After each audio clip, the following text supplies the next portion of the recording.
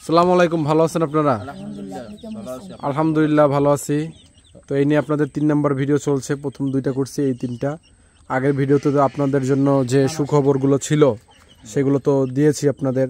আপনার নতুন ঘর হবে ইনশাআল্লাহ, আপনাদের রুজি রুটির ব্যবস্থা করে দেওয়ার জন্য আমরা গাড়ি কিনে দেবো ইনশাআল্লাহ। ঠিক আছে, রুজি রুটির ব্যবস্থা তো আমরা করার কেউ না, আল্লাহ তাআলা করবে, আমরা উসিলা মাত্র। তো চাচ্ছিলাম যে কংক্রিটের ঘর ধরবো, কিন্তু কংক্রিটের ঘর হবে না সম্ভবত, কারণ যে লস অ্যাঞ্জেল থেকে কথা দিয়েছিল যে কংক্রিটের ঘর দিবে, তার সাথে আমরা পরে আর যোগাযোগ করতে পারি নাই। তো এখন ইউএসএ থেকে একটা ভদ্রমহিলা, সে 60,000 টাকা 62,000 টাকা দিয়েছে মোট। সেই টাকার সাথে বলছে আরও যা যদি লাগে, সে এক বড় ভাই বলেছে ইউএসএ থেকে যে সেই টাকা আমি দিব। তো তাদের একটা তো কাঠের ঘর হলেও করে দেন, ঠিক আছে? তো আমরা সব জায়গায় যেরকম কাঠের ঘর দিই, ভালো মানের খুঁটি, ভালো মানের টিন, তারপরে আপনার ভালো চেহারা মাডাম দিয়া যেরকম কাঠের ঘর দিই ওরকম কাঠের ঘর দিব ইনশাল্লাহ। আর ওদের দুইজনের যে পড়ালেখার খরচটা, আজকে আমরা যে কারণে আসছি, মেইন ওদের পড়ালেখার খরচটা দিতে আসছি। ওদের পড়ালেখার খরচটা দেওয়ার জন্য আজকে আমি আসছি। এখন আমি যাব ওদের মাদ্রাসায়, যাব, টাকা নিয়ে আসছি। মোট 35,000 টাকা দিয়ে যাবো ওদের মাদ্রাসায়। টাকাটা আপনাদের হাতে দিতে নিষেধ করেছে, তাহলে আপনারা অভাবে পড়ে আপনার টাকাটা খরচা করে ফেলতে পারেন। ঠিক আছে, আমি এখন ওদের দুজনকে নিয়ে মাদ্রাসায় যাব। টাকা দিলে আমরা খুশি। আরে বাচ্চারা পড়া কত কষ্ট করে পড়তেছে, যদি আপনারা এই দেন তাতে আমি হাজার শুকরিয়া। এবং যারা এগুলো আমাদেরকে দিতেছে তাদের জন্য আমরা দোয়া করব, এবং এই হাফেজরাও তাদের জন্য দোয়া করব, তাদের জন্য দোয়া করব। আর তারা জানি আর এরকম মানুষের উপকার করতে পারে, তারা জানি আর উচ্চ লেভেলে থাকতে পারে, আমরা তাদের জন্য দোয়া করি ইনশাআল্লাহ। তো এখানে আপনাদের জন্য ওদের পড়ালেখার জন্য আমি মোট দিব হচ্ছে 35,000 টাকা দুইজনের। ওর হচ্ছে 6 মাসের, ওর হচ্ছে কত 2 মাস না, ওর 6 মাস আর ওর 2 মাস। প্রতি মাসে 4,000 টাকা করে হিসাব ধরছি। জি, এক একজনের 8,000 টাকা। হ্যাঁ, তো এই টাকাটা আমি মাদ্রাসায় দিয়ে যাব। এখন আমি ওদের হুজুরের কাছে যাব, ঠিক আছে, ভিডিও করবো ইনশাল্লাহ, ওদের নিয়ে যাব। কিন্তু এখানে একটা কিন্তু আছে, সেটা হচ্ছে আজকে আমি 17,000 টাকা দিয়ে যাব বা 16,000 টাকা দিয়ে যাব, কারণ এটিএম দিয়ে একদিনে 25,000 টাকা বেশি, অন্তত আমার ইসলামী ব্যাংকের এটিএমে 25,000 টাকার বেশি তোলা যায় না। ঠিক আছে, আমি আজকে 25,000 টাকা তুলছি, তুইলে আমার ওদিকে একটা ঘরের কাজ চলতেছে, ওদিকে মিস্ত্রির বিল দিছি, আর ওদের জন্য আজকে 16,000 বা 17,000 টাকা আমি দিয়ে যাব। আর বাকি যে টাকাটা থাকে, ওই টাকাটা আমি কালকে, আমার এই লোক আছে, আমি লোকের কাছে পাঠাই দিব, সে নিজে যায় টাকাটা দিয়ে আসবে।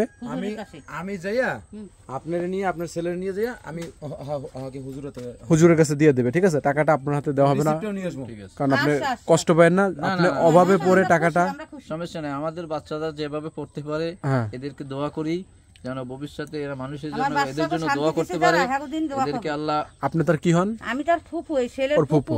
আচ্ছা, আমার ছোট ভাই। আচ্ছা, আর ওর মা তো খাস পর্দা করে, যে কারণে এই ঘরে দেখা যায় না। আছে মনে হয় ওই পাশে আছে। হ্যাঁ, ওই আচ্ছা, সে হয়তো আসে, আড়ালে আছে আমাদের এখান থেকে, জলায় বাইরে না। ঠিক আছে, তো চলো তোমাদের মাদ্রাসায় যাই। হাফেজ করতে আসে আর মা। ও, এখানে আরেকটা সুসংবাদ আছে, সেটা হচ্ছে তুমি এই কোরআন শরীফ মুখস্থ করার পরে, হাফিজি পড়ার পরে মাওলানা পড়বা না? হ্যাঁ, পড়বে। তোমাদের মাওলানা পড়ার খরচ সে বহন করবে। আলহামদুলিল্লাহ, আল্লাহ তুমি আমার একটু দিও, তাদের জন্য দোয়া করি। তোমার পড়ালেখা করতে যত খরচ মাওলানা পড়তে সব দেবে ইনশাআল্লাহ। তো তোমাদের মাদ্রাসায় যাব আমি এখন, তার শুরু করিয়া শুনো। أعوذ بالله من الشيطان الرجيم. بسم الله الرحمن الرحيم. القارعة ما القارعة وما أدراك ما القارعة.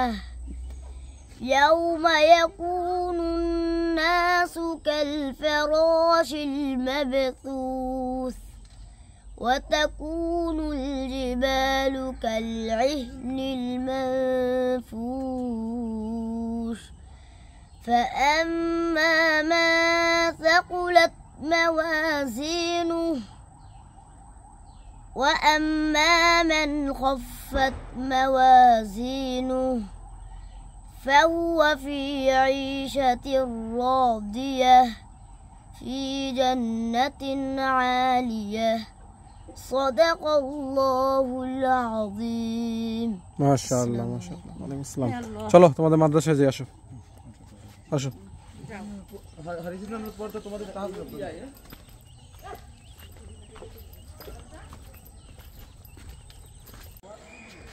এটা তোমাদের মাদ্রাসা না আসো আসো হ্যাঁ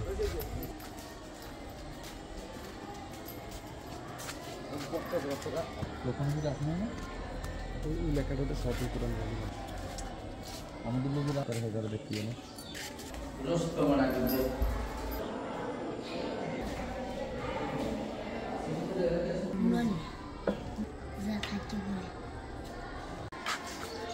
ওদের যে পড়ালেখার খরচটা বিশেষ করে ওর হচ্ছে 6 মাসের আর ওর হচ্ছে ওর হচ্ছে 2 মাসের আর ওর হচ্ছে 6 মাসের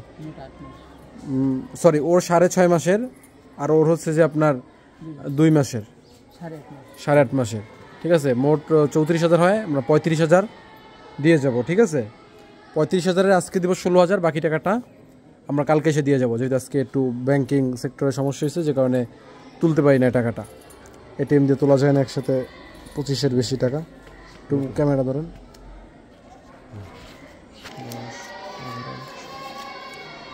13, 14, 15, 16, 17, 18, 19,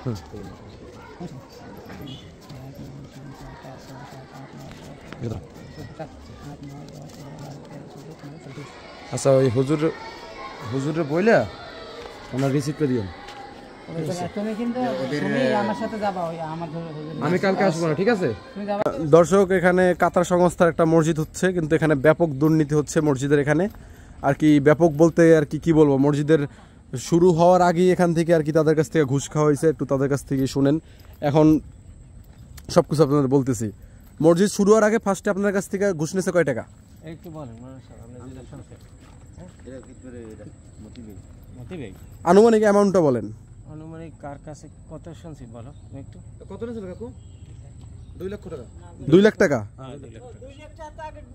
একদম শুরুতে ঘুষ হিসাবে নিছে 2 লাখ টাকা তারপরে কাজ আসবে হয় কথা বলে নিছে 2 লাখ টাকা নিছে ঠিক আছে এখন মসজিদ হচ্ছে আপনাদের 1000 স্কয়ার ফিট সে মসজিদ করতেছে 800 স্কয়ার ফিট করতেছে ওই 200 স্কয়ার ফিটের টাকা তার পকেটে আমাদের কোনো কাগজে দেখাইতেছে না আর খোয়া মসজিদের পুরান আমাদের কোনো কাগজে আমরা বলছি শিডিউলে যেভাবে সেভাবে করে দেন কিন্তু কাগজ দিনা তারপরে মসজিদে কাম ধরার আগে বলছে এই মসজিদ থেকে আগে ভাঙতে হবে আর মসজিদের উপরে একটা ফ্যান পর্যন্ত সব আচ্ছা আমি বলি এই যে পুরান মসজিদ ছিল পুরান মসজিদে কিছু তো সে পাবে না ঠিক আছে কিন্তু এই পুরান মসজিদের দাঁড়ান এক মিনিট পুরান মসজিদের যত ইট আছে এইগুলা 2 নাম্বার ইট আর কি 3 নাম্বার ইট পুরানো ইট দুর্বল ইট এইগুলা ভাইঙা সে আর কি নতুন মসজিদের কাজে ব্যবহার করতেছে আর এই কতটা নিম্নমানের কাজ হচ্ছে জাস্ট একটু চিন্তা করেন তারপরে এই পুরান মসজিদের ফ্যান খুইলা সে নিয়ে এইগুলা নিয়ে বেঁচে খাইছে ঠিক আছে ভিতরে ফ্যান নিয়ে বেঁচে খাইছে টিন টুন সব সে নিয়ে গেছে এগুলো তো সে পাবে না এই যে কাতার সংস্থার যে ইয়াটা যে এই যে আইডি নাম্বার এইটা এই হচ্ছে আইডি নাম্বার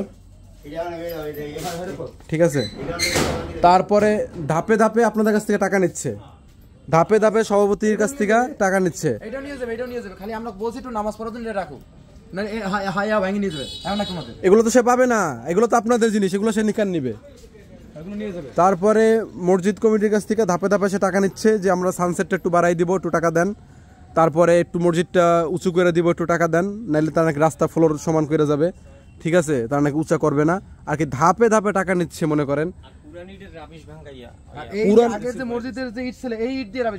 পুরান ইটের রাবিশ ভাঙ্গায় ওই যে দেখেন ওইগুলো দিয়ে কাজ চালাইতেছে তারা ব্যাপক পরিমাণে দুর্নীতি হচ্ছে এখানে আমি কাজ করি আমি সাংবাদিকের নাম্বার দিই সময় টিভির আপনি ওই সাংবাদিকের সাথে কথা বলেন আপনার কথা বইলা সময় টিভির সাংবাদিক যখন এখানে আসবে তখন দেখবেন ও দেখবেন গ্রাম ছাড়া হয়ে যাবে ও গ্রাম ছাড়া হয়ে যাবে ঠিক আছে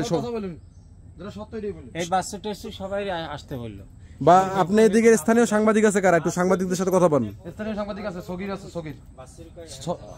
সগির সাংবাদিক আছে তারপর পিরিজপুর একজন আছে যে স্বাস্থ্যগুলো ওই যে হাই আর জামাই হ্যাঁ হাগলা যোগাযোগ এই কয়টা সাংবাদিক লাগাই দেন তাহলেও সোজা হয়ে যাবে কি দুর্নীতি বাপ রে বাপ আমরাও তো মসজিদ করি সুন্দরবনের ওদিকে ওই মসজিদ আর এই মসজিদ কি মিলে